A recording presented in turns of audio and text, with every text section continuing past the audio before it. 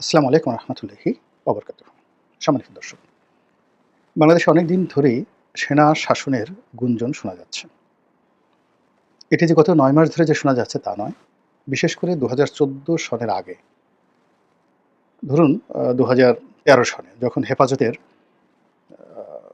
১২ সনে হেফাজতের যে শাপলা চত্বরে মহাসমাবেশ হলো, ঠিক সেই সময় থেকেই নানা রকম গুঞ্জন শোনা যাচ্ছে সেনা শাসনের পক্ষে এবং শেখ হাসিনার বিপক্ষে।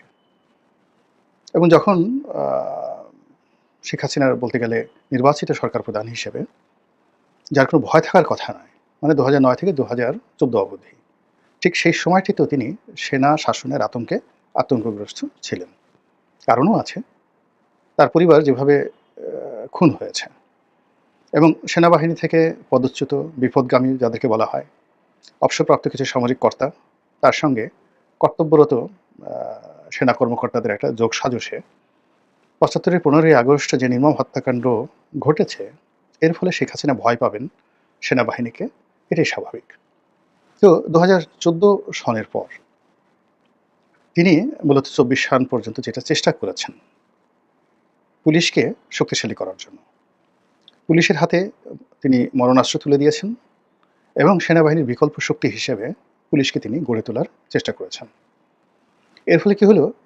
সেনাবাহিনীর একেবারে অধস্তন কর্মকর্তা থেকে শুরু করে শীর্ষ পর্যায়ের কর্মকর্তা, হাতে গোনা কিছু কর্মকর্তা যারা একেবারেই ক্ষয়ের কাজ ছিলেন, শেখ হাসিনার জামানাতে যাদের আঙ্গুল ফুলে বটগাছ হয়ে গিয়েছিল তারা ছাড়া প্রায় সবাই অসন্তুষ্ট ছিলেন।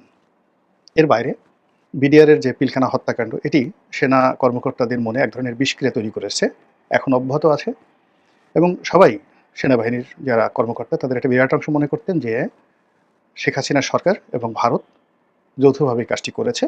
মূলত বাংলাদেশের সেনাবাহিনীর উপর প্রতিশোধ নেওয়ার জন্য, বিজিবির যেটা এখন রয়েছে, যেটা আগে বিডিআর ছিল, সেই বিডিআরকে ধ্বংস করার জন্য এবং সর্বোপরি ভারতের একটি করদ রাষ্ট্র হিসেবে বাংলাদেশকে গড়ে তোলার জন্য, সিকিম বানানোর জন্য, হায়দ্রাবাদ বানানোর জন্য একজন লেন্দুব দর্জি হিসেবে আওয়ামী লীগকে যেভাবে মানুষ দায়ী করছিল এবং যেভাবে সন্দেহের চোখে দেখছিল, এটা সত্য মিথ্যা এখন আমরা অনেকটা বুঝতে পারছি।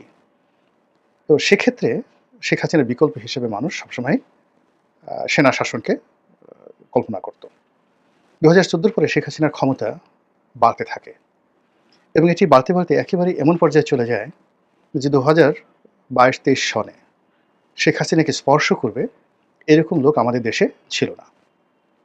এমনকি ইউরোপ আমেরিকাও তার মেজাজ মর্জি বুঝে চলাফেরা করত। তার একক কর্তৃত্ব, তার ক্ষমতা তাকে অনেকটা লৌহ মানবী থেকে আরও ঊর্ধ্বস্তরে নিয়ে অনেকটা হীরক মানবী হিসেবে তাকে প্রতিষ্ঠিত করে ফেলেছিল। ঠিক ওই সময়টিতে সেনাবাহিনীর মধ্যে কি হয়েছিল আমরা জানি না, কিন্তু আমরা বাইরে থেকে যেটা শুনতাম যে তিনি সেনাবাহিনীকে অলস বানাচ্ছেন, সেনাবাহিনীকে বিলাসী বানাচ্ছেন, সেনাবাহিনীকে ব্যবসায়ী বানাচ্ছেন এবং সেনাবাহিনীর হাতে যে অস্ত্র রয়েছে সেই অস্ত্রের, ব্যক্তিগত অস্ত্র ছাড়া যে অস্ত্রগুলো রয়েছে সেগুলোর যে গান পিন রয়েছে, যেগুলো দিয়ে মূলত গুলি ছোড়া হয় এবং গুলিতে, মানে ধরুন আপনার গান পিন, যারা অস্ত্র সম্পর্কে জানে তাদেরকে বলছি সংক্ষেপে, সেটি হলো যে প্রত্যেকটা অস্ত্রের একটা করে পিন থাকে। মূলত যখন ট্রিগারে চাপ দেওয়া হয় তখন ওই পিনটা যখন গুলির উপর আঘাত করে অমনি ওই গুলিতে আগুন ধরে যায় এবং সেটি প্রবল বেগে ছুটতে থাকে লক্ষ্যবস্তুর দিকে। তো এই অস্ত্রের, যেকোনো অস্ত্রের যদি সেই গান পিন খুলে নেওয়া হয় তাহলে ওটার আর কোনো কার্যকারিতা থাকে না। তো বাইরে যে গুজবটা ছড়িয়ে পড়েছিল যে সেনাবাহিনীর যত অস্ত্র রয়েছে সব অস্ত্রের যে গান পিন, এটা শেখ হাসিনা খুলে নিয়েছে, এটা আমরা তখন বলতে পারিনি, কিন্তু এই কথাটা কিন্তু সব জায়গাতে ছড়িয়ে পড়েছিল। এবং সেনাবাহিনীকে ৩ বেলা খাবার খাইয়ে, দামি দামি গাড়ি দিয়ে, তারপরে তাদেরকে লেফট রাইট কম করতে হবে, ইচ্ছা করলে ছুটি নিয়ে বিদেশে যেতে পারবে, লোন পাবে, প্লট পাবে।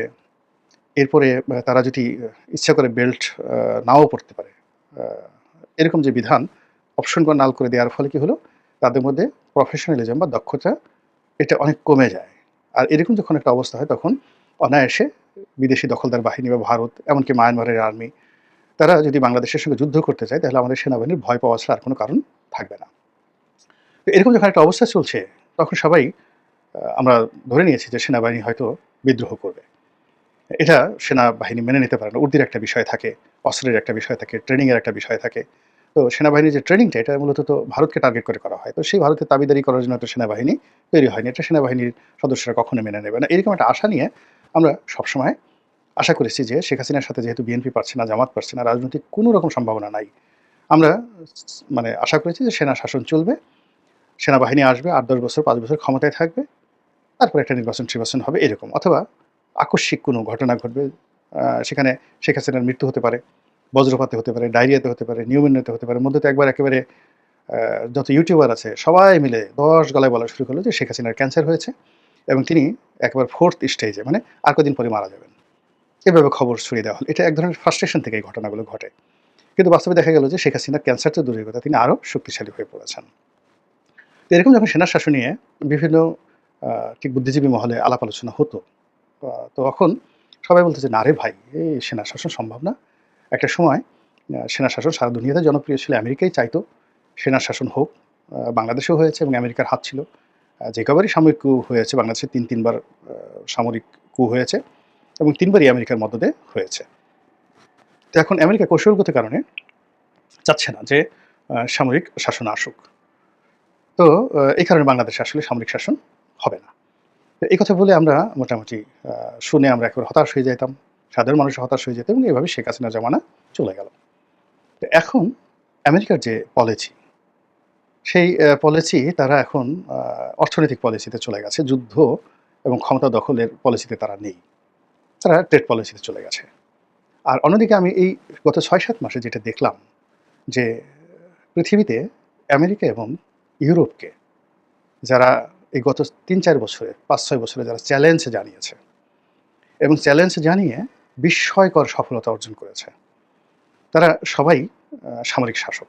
অভ্যুত্থান করেছে, সফল হয়েছে এবং নিজেদের দেশ থেকে পশ্চিমাদেরকে এবং আমেরিকাদেরকে ৪৮ ঘন্টা নয়, মাত্র ১২ ঘন্টার নোটিশে তল্পি-তল্পাসহ সেই তাদের দেশ থেকে তাদেরকে তাড়িয়ে দিয়েছে। তারপর তারা বিশ্বব্যাংক এবং আইএমএফকে তাড়িয়ে দিয়েছে, সম্পূর্ণ তাড়িয়ে দিয়েছে। কোনো দেশ ফ্রান্সকে, যারা ফ্রান্সের কলোনি ছিল, আফ্রিকার বেশিরভাগ দেশ ফ্রান্সের কলোনি ছিল, তারা রীতিমতো ফ্রান্সকে অ্যাবান্ডন করে দিয়েছে এবং এত বড় ঝুঁকি নিয়েছে যেটা ইদানিং আমি পড়াশোনা করে একেবারে পাগল হয়ে গেছি যে হাউ ইট ইজ পসিবল। যেমন প্রেসিডেন্ট ইব্রাহিম বুরকিনা ফাসোর এই গত ২.৫ বছর যাবৎ যিনি চালাচ্ছেন। তো তিনি যখন প্রথম এখানে পরপর দুটো কু হলো। ফার্স্ট কু হলো ফ্রান্সের যে তাবেদার সরকার, তাকে উচ্ছেদ করার জন্য একজন লেফটেন্যান্ট কর্নেল শাসন করলেন, মানে কু ঘটালেন। কিন্তু তিনি আসলে এই এখন ইউনূস সরকারের মতো এরকম অনেকটা ব্যর্থ হলেন। তার জমানাতে দেখা গেল যে সেই আগের যে দুর্নীতি ছিল, অনিয়ম ছিল সেটা আরও বহুগুণে বেড়ে গেল। ফলে সেনাবাহিনীর মধ্যে কাউন্টার একটা কু হলো এবং একজন ক্যাপ্টেন, আপনি বোঝার চেষ্টা করুন বুরকিনা ফাসো বাংলাদেশের দ্বিগুণের চেয়ে বেশি আয়তনে, লোক সংখ্যা ২.২ কোটি। তো কাজেই এটা একটা অনেক বড় দেশ এবং পৃথিবীর অন্যতম স্বর্ণ উৎপাদনকারী একটি দেশ। ফ্রান্সের কলোনি ছিল এবং তাদের প্রায় $10 বিলিয়ন রিজার্ভ পুরোটাই ফ্রান্সে ছিল। তাদের ভাষা, জাতীয় ভাষা ফরাসি এবং তাদের যে মুদ্রা সেটা হলো ফ্রান্সের মুদ্রা। তাদের নিজস্ব কোনো ছাপানোর মুদ্রাও ছিল না। তো এই অবস্থায় যখন ইব্রাহিম সে ক্যাপ্টেন হয়ে সেই অভ্যুত্থান ঘটালো এবং নিজে প্রেসিডেন্ট হয়ে বসলো, তখন প্রথম যে কাজটি করা হলো সেটি হলো তার সমস্ত রিজার্ভগুলো আটকে দেওয়া হলো, ফ্রান্স আটকে দিল।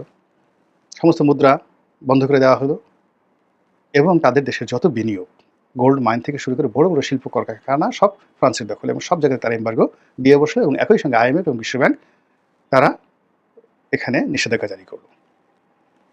উনি হাইয়েস্ট 90 ডেজ কোনো কিছু করলেন না, চুপচাপ থাকলেন।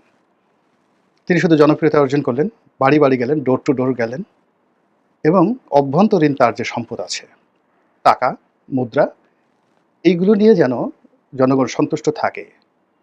এই 90 ডেজ বসে তিনি এই চিন্তা করলেন, কোনো বিনিয়োগ দরকার নেই, কোনো কিছু দরকার নেই, শুধুমাত্র তার যে লোকাল যে প্রোডাক্ট আছে সেই প্রোডাক্টের উপর যেন তিনি দেশ চালাতে পারেন এবং ৩ মাসের পরে তিনি যে গোল্ড কারেন্সি মানে নিজস্ব মানে স্বর্ণমুদ্রা চালু করলেন এবং অভিনব স্বর্ণমুদ্রা এবং সেই স্বর্ণমুদ্রা মানে কারো যদি ১০ লাখ টাকা ব্যাংকে থাকে সেই ১০ লাখ টাকা সমপরিমাণ স্বর্ণ তার অ্যাকাউন্টে তিনি জমা করে ফেললেন।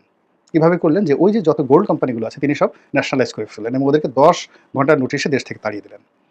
সবাই বলল যে এরা তো আক্রমণ চালাতে পারে।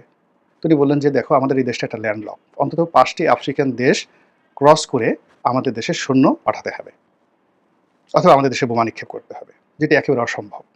ফ্রান্স এটা পারবে না, কোনো দেশ এটা পারবে না। তো তাকে খুন করার জন্য আমেরিকা লোক ভাড়া করলো, মোসাদ ভাড়া করলো, ফ্রান্স ভাড়া করলো, কিন্তু তিনি সবগুলো কূপ তিনি ঠেকিয়ে দিলেন। এমনকি তার পরিবার পরিজনকে তিনি অজ্ঞাত স্থানে নিয়ে গেলেন এবং 3 মাসের মধ্যে পুরো দেশকে তিনি যেভাবে 180 ডিগ্রি অ্যাঙ্গেলে উল্টে দিলেন, এবং তার এই মডেলটি আবার করলো কি, তার পাশের আশেপাশে যে প্রায় আরও 5টি আফ্রিকান দেশ রয়েছে তারাও এটা গ্রহণ করলো। এবং এই যে জায়ারে, মালে, এই সকল দেশগুলো এখন তার মডেল অনুসরণ করছে। এখন তিনি এই পৃথিবীতে এই মুহূর্তে সবচেয়ে সাকসেসফুল রাষ্ট্রনায়কের নাম হলো ইব্রাহিম, প্রেসিডেন্ট ইব্রাহিম তারোরে। তো তিনি তার বয়স কত, 32 বছর, 33 বছর সামরিক শাসক। এবং একইভাবে আফ্রিকার এই মুহূর্তে অন্য যে বুর্কিনা ফাসো ছাড়া আরও 4-5টি দেশে সামরিক শাসন চলছে এবং সবাই সফল, এই একইভাবে প্রচণ্ডভাবে সফল। এবং আপনারা জানেন যে আফ্রিকার অন্য দেশ মিশর, দীর্ঘদিন ধরে সামরিক শাসন চলছে, তারাও সফল। বিশ্বের সবচেয়ে আরবের মধ্যে মধ্যপ্রাচ্যের মধ্যে সবচেয়ে বড় সেনাবাহিনী এবং ধনী বাহিনী নিয়ে সেই তারা সামরিক শাসন চালাচ্ছে। তারপরে লিবিয়া, অন্য দেশ লিবিয়া, সেখানেও প্রকারান্তে মিলিটারি শাসন চলছে। পাকিস্তানে মিলিটারি শাসন চলছে, থাইল্যান্ডে মিলিটারি শাসন চলছে, মায়ানমারে মিলিটারি শাসন চলছে, এবং ইউরোপের অন্যান্য যে দেশগুলো আছে, নাইজেরিয়া, প্রায় সব জায়গাতে কিন্তু সামরিক শাসন চলছে। এবং এই শাসনগুলো, এখন যে শাসনগুলো চলছে, প্রায় সব শাসনগুলোই একমাত্র মিশর ছাড়া সমস্ত সামরিক শাসনগুলো ইউরোপ এবং আমেরিকা, তার সঙ্গে সঙ্গে বিশ্বব্যাংক এবং IMFকে চ্যালেঞ্জ জানিয়ে তারা তাদের দেশের যে উন্নয়ন একেবারে 180 ডিগ্রি অ্যাঙ্গেলে নিয়ে এমন একটা জায়গাতে তারা নিয়ে গেছে, গত 3 বছরে তাদের যে জিডিপি, তাদের যে ডেভেলপমেন্ট, এর সঙ্গে আসলে আমেরিকা, ইউরোপের কোনো দেশের উন্নয়নের তুলনা করা যায় না। এবং এই সকল রাষ্ট্রকে রক্ষা করার জন্য রাশিয়া এবং চীন যেভাবে এগিয়ে এসেছে, অকল্পনীয়। আপনি চিন্তা করেন, 32 বছর প্রেসিডেন্ট ইব্রাহিমকে আলাদা প্লেনে করে এনে রাশিয়ার প্রেসিডেন্ট ভ্লাদিমির পুতিন, তিনি নিজে তার সঙ্গে সেলফি তুলেছেন, নেটে গিয়ে দেখেন সেগুলো সব ভাইরাল। এবং এই প্রথম দেখলাম যে ইব্রাহিমের যে উচ্চতা পুতিনের চেয়ে অন্তত 2 ফিট বেশি, 1.5 ফিট বেশি। তো পুতিন আবেগে সেই ইব্রাহিমকে তিনি বুকে জড়িয়ে ধরলেন, এবং বুকে জড়িয়ে ধরতে গিয়ে ইব্রাহিমের বুকে পুতিনের মুখ। এইরকম পুতিন কাউকে কোলাকুলি করেছেন এই যাবৎকালে ইব্রাহিম ছাড়া আমি এই পুতিনের রাজনৈতিক জীবনে কখনো দেখিনি। তো এইরকম ঘটনা ঘটছে কিন্তু আফ্রিকাতে। তো আফ্রিকার যে এই যে ঘটনা, তার সঙ্গে সঙ্গে আরেকটি ঘটনা না বললেই নয়, সেটি হলো রুয়ান্ডাতে পল কাগামে। তিনি মূলত একজন গেরিলা যোদ্ধা, এবং রুয়ান্ডাতে আমাদের সেনাবাহিনীর অনেক সদস্য দায়িত্ব পালন করেছেন। আমি যা বলছি এটা তাদের মুখস্থ, এবং তারা আমি যা বলছি তার চেয়ে 1000 গুণ তারা বেশি ভালো জানেন।